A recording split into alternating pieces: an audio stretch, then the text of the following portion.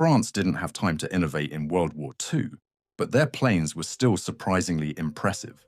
Let's take a look at every French aircraft that took to the skies. Let's begin with fighters. WWII D520, this was arguably France's finest pre-war fighter. It was fast, maneuverable, and could certainly match the early Messerschmitt Bf-109s. Unfortunately, production ramped up too slowly. Had more been available in May 1940, things might have been very different. Morane-Saulnier MS-406. It was the most numerous French fighter used during the Battle of France. While rugged and highly reliable, it was severely underpowered. German pilots often considered it easy prey, especially once combat moved to higher altitudes. Bloch MB 152. This sturdy monoplane was designed for heavy armament. Unfortunately, serious design flaws and manufacturing delays crippled its early deployment.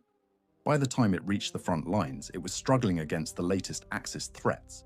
Up next, Potez 631, a slick twin-engine aircraft primarily used as a heavy fighter and reconnaissance platform. It excelled at long-range patrols. This design spawned a wide variety of successful derivatives used throughout the French air forces.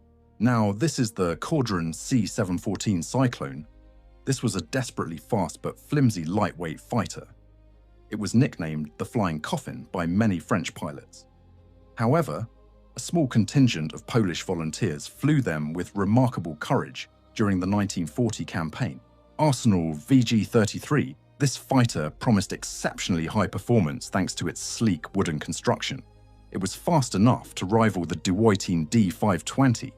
Sadly, the production lines were completely halted before the design could ever enter widespread service.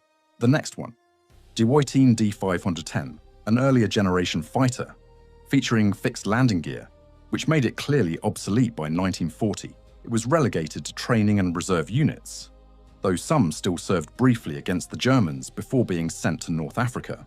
Up next, Koolhoven FK-58. This was a Dutch design hurriedly purchased by France to bolster its thinning fighter squadrons. While quick to produce and reasonably fast, French pilots complained bitterly about its lack of armor and defensive systems. The next one, Potez 230. This was a promising but ultimately unsuccessful prototype fighter design. While intended to be a replacement for older biplanes, testing revealed it didn't meet the standards required for frontline combat operations in 1940.